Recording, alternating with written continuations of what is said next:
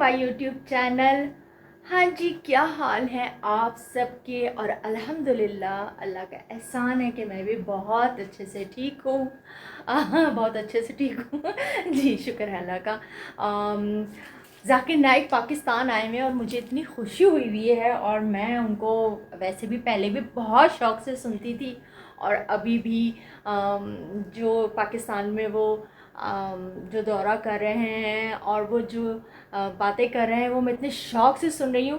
लेकिन एक थोड़ी सी मुझे जो है ना बस एक उलझन भी दे रही है। पता नहीं, समझ में नहीं आता हमारे मुल्क में मतलब लोग इस्लाम के बारे में कोई जानना नहीं चाहते या उनके पास सवालात नहीं है। मतलब क्या है, जहन बंद है। मतलब वो पूरी दुनिया में कहाँ कहाँ नहीं जाते और उनसे लोग क्या क्या सवाल नहीं करते। वो मतलब इस्लाम के बारे में आप जानना चाहें, कुरान और हदीस के बारे में और दुनिया मतलब जो उनके पास नॉलेज है। यहाँ तो ऐसे ऐसे लोग सवाल करके मुझे गुस्सा आ रहा है। तो मैं ये सोच रही थी उनको कितना गुस्सा आ रहा होगा। एक मिनट, ये मैं मोबाइल कहीं रख लूँ, मेरा हाथ दर्द हो गया। जो लोग सवाल जैसे ऐसे कर रहे थे तो मतलब मुझे हैरत हो रही है कि यार कितना कुछ है पूछने के लिए। और अच्छा, वो कोई मुफ्ती नहीं है, वो कोई आलिम नहीं है। वो मतलब जब भी वो बार बार बोल रहे हैं कि गैर मुस्लिम ज़्यादा सवाल करें ताकि वो उनकी बुक्स का रेफरेंस दे के आपको ये बता सकें कि मतलब जो जिस मज़हब को आप फॉलो करते हो उस मज़हब में भी कहा जाता है कि अल्लाह एक है। और कितनी सारी चीज़ें सीखने को है।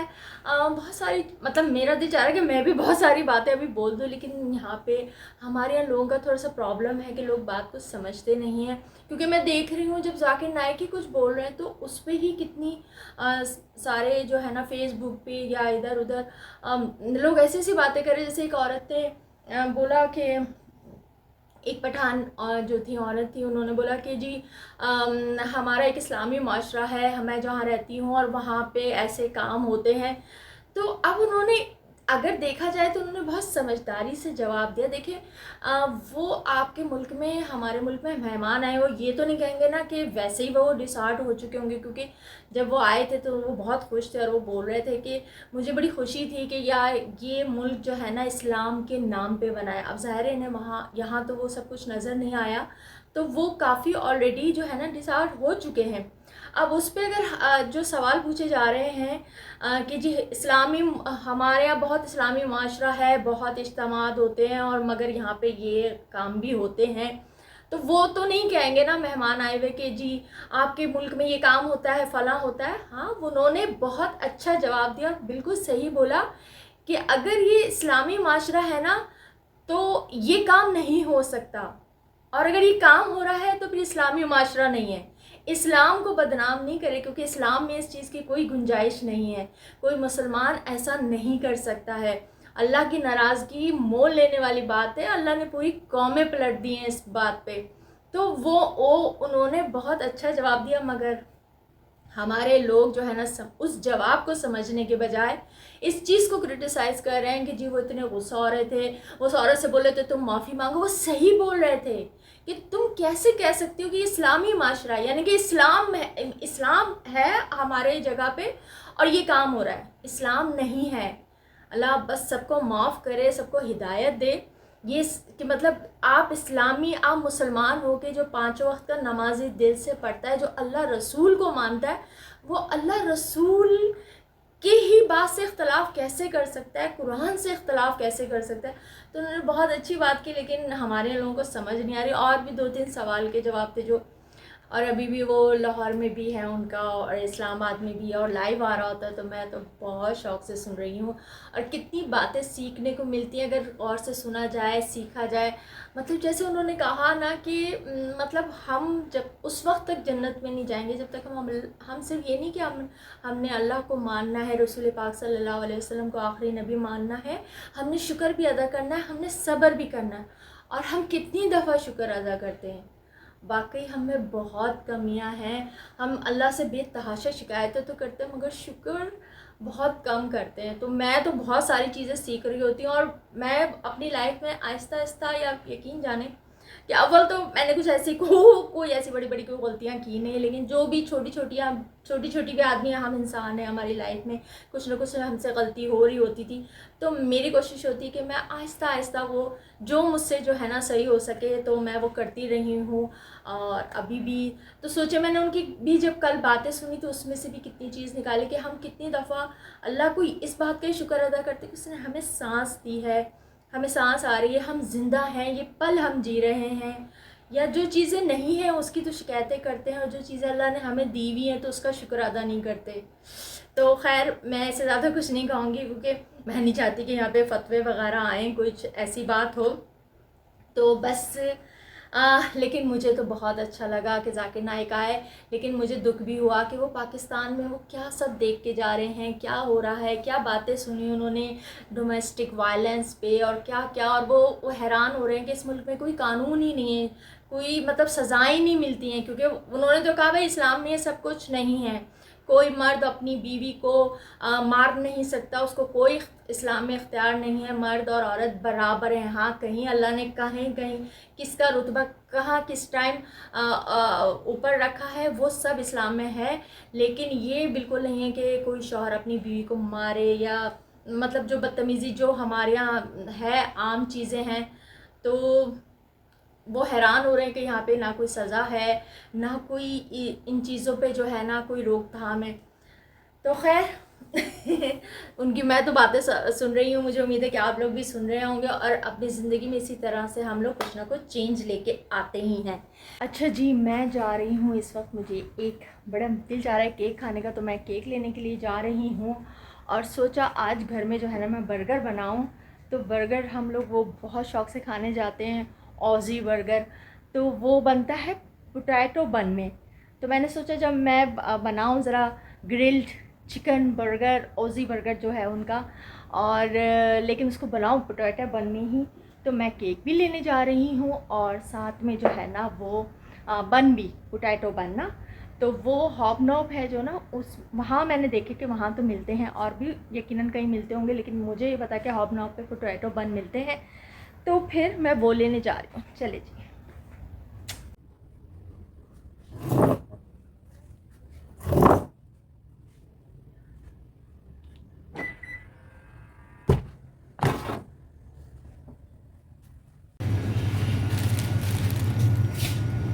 हाँ, ये भी ले लो, ये भी ले लो।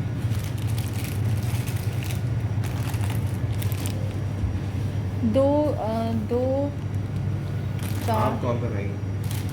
मैं दोनों खाऊंगी, दो तो बनाऊंगी, मैं सब खाऊंगी।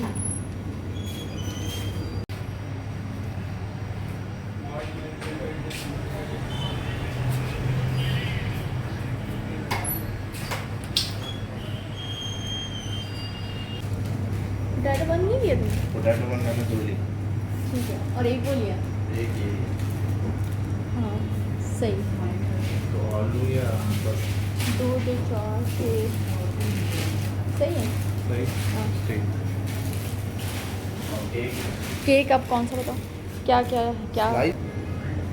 अगर ज़्यादा नहीं खाली तो मैं ही बनाऊंगी, वैसे मैं सोच रही थी मैं खुद ही बना लूँ। यासिन ये देखो,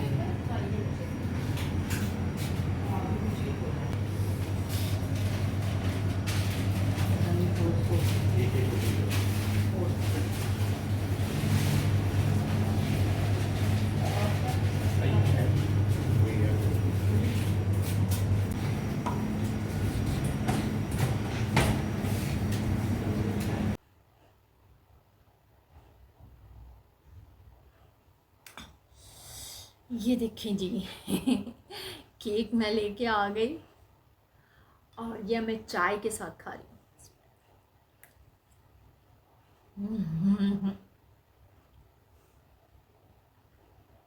आपको पता है हम लोग माशाल्लाह से, मैं और मेरा भाई ना मिलके अभी हम ये थोड़ी देर में सारा पूरा केक ना अभी ख़त्म कर देंगे इंशाल्लाह।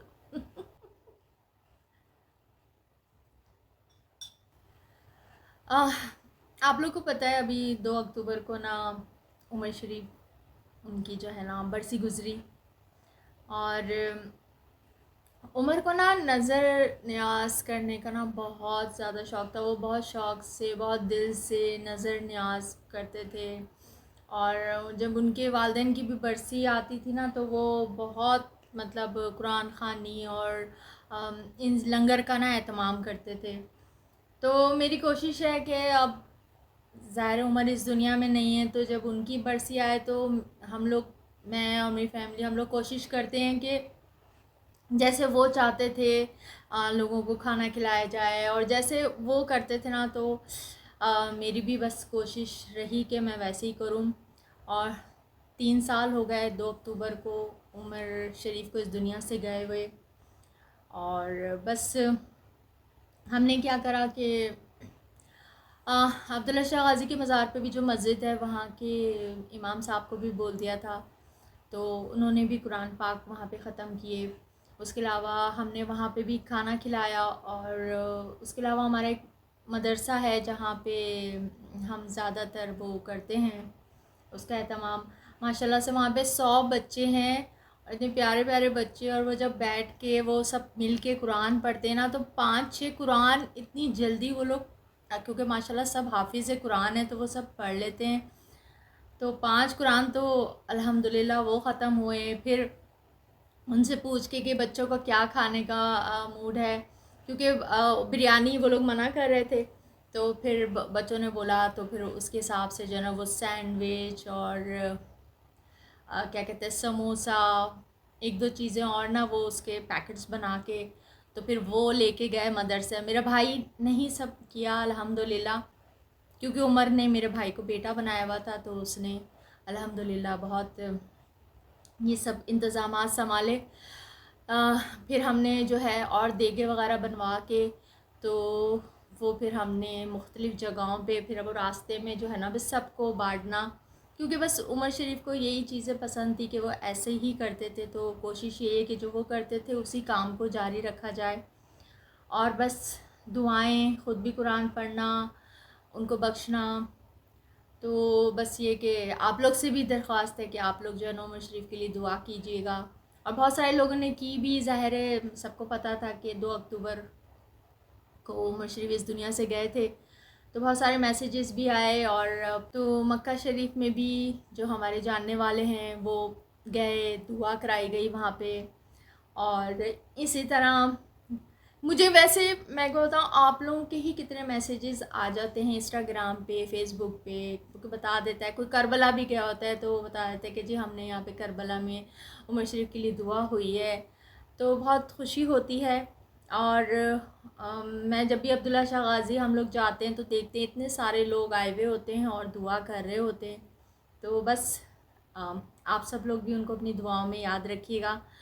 तो बस बरसी, उसकी मैंने कोई वीडियोस वगैरह नहीं बनाई, लेकिन शेयर भी नहीं की। तो बस अब क्या शेयर करना और क्या वो करना, जो बस उनको पसंद है। कोशिश यही है कि उन्हीं कामों को जो है ना हम लोग जारी रख सकें। बस अल्लाह हमें इसकी तौफीक दे। तो खैर, अब मैं चाय पीऊँगी और उसके बाद किचन में जाके बर्गर बनाऊँगी, और अब उस बर्गर की रेसिपी भी आपसे शेयर करूँगी। बहुत ही मज़े का बर्गर बनता है। ग्रिल्ड चिकन के लिए सबसे पहले इसकी मैरिनेशन तैयार करेंगे, तो उसके लिए मैंने लिया है 1 टीस्पून जो है क्रश्ड रेड चिली। उसके अलावा इसके अंदर मैंने डाला है 1 टीस्पून भर के black pepper. Half tea spoon इसके अंदर मैंने लिया है सॉल्ट। उसके अलावा 1 टीस्पून इसके अंदर लिया है मैंने ब्राउन शुगर। 2 टेबल स्पून इसके अंदर मैंने डाला है ऑयल। 1 टीस्पून मैंने इसके अंदर डाला है सोया सॉस। उसके अलावा मैंने इसके अंदर डाला है ये वर्सेस्टरशायर सॉस 1 टीस्पून। उसके बाद मैंने इसके अंदर मस्टर्ड पेस्ट डाला है, वो भी मैंने 1 टीस्पून भर के जो है डाला है।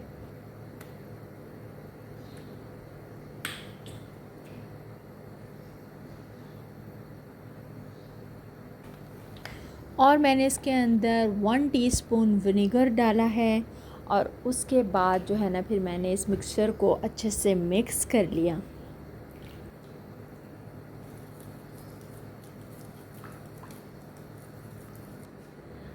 उसके बाद फिर मैंने इसमें चिकन के जो फ़िले थे वो मैंने डिप करके जो है ना मैं अच्छे से मैरिनेट कर लिया और इसको आधे घंटे के लिए जो है ना मैंने फ्रिज में रख दिया।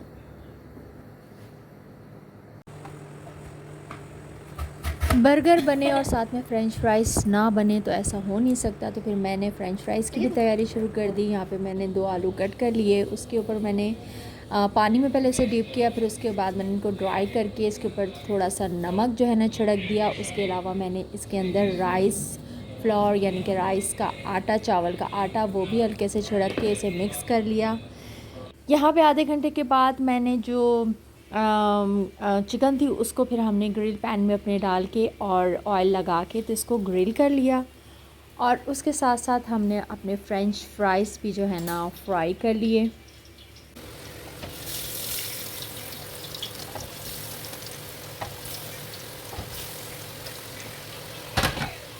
अच्छा, जब इतनी मेहनत हो ही रही होती है, अपने लिए आप दावत टाइप कर रहे हैं, तो फिर साथ में मिंट मार्गरेटा भी बना लिया। तो साथ में उसमें हमने 1 कप जो है ना भर के पुदीना डाला। मैंने उसके अंदर सॉल्ट थोड़ा सा चुटकी भर डाला है, काला नमक भी हाफ़ टी स्पून डाला है। उसके बाद जो है ना इसके अंदर हमने वो डाइट 7 अप डाल दी मैंने। उसके अलावा इसके अंदर लेमन जूस डाला और उसको जो है ना हमने ब्लेंडर में मिक्स कर लिया।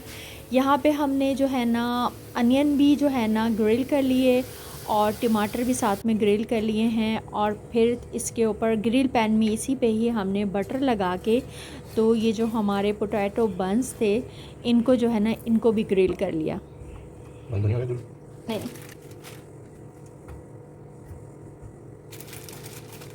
पूरे नहीं, बाद में।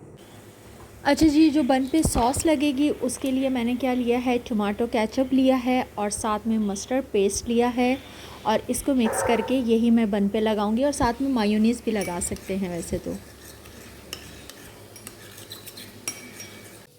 जी, तो सारी तैयारी हो चुकी है। अब हमने क्या करा, बन पे वो जो मैंने सॉस बनाई थी टमाटो और मस्टर्ड पेस्ट की वो लगाई, और एक स्लाइस पे मैंने जो है ना वो मायोनीज़ भी लगाई, और उसके ऊपर भी मैंने साथ में ये मस्टर्ड पेस्ट और टमाटो केचप वाली सॉस लगा ली है।